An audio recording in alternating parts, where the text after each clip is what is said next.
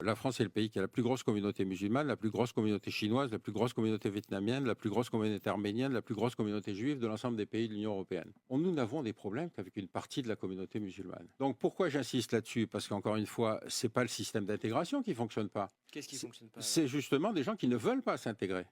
Et donc, au lieu de renverser la charge de la preuve en disant mais pourquoi ne voulez-vous pas vous intégrer? Et si vous ne vous y sentez pas bien, n'y restez pas. On est dans une espèce de victimologie qui a diffusé, si vous voulez, sur le corps politique. Il y a aussi la crise de la gauche, c'est-à-dire la gauche n'ayant plus d'ouvriers, si vous voulez, trouve chez les musulmans la nouvelle clientèle politique et va donc se glisser dans une espèce de discours d'excuses, de justifications, etc., etc.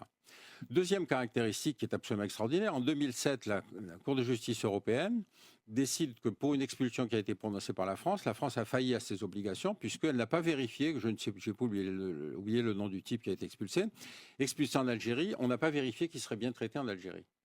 C'est-à-dire qu'à partir de ce moment-là, le mécanisme est autobloquant. C'est au pays qui veut expulser qui doit vérifier que quand s'il est accepté après laissez-passer consulaire, qu'il sera bien traité dans son pays d'origine. Donc on se trouve dans cette situation extraordinaire où la France garde, si vous voulez, tous ces gens qui sont des condamnés, terroristes, condamnés, expulsables, inexpulsables à cause de la jurisprudence française, et qui vivent sur le territoire français.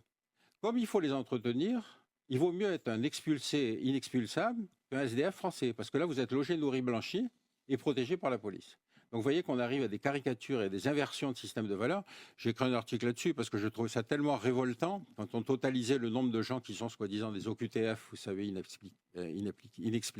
inapplicables, qu'on est dans cette caricature d'aide sociale.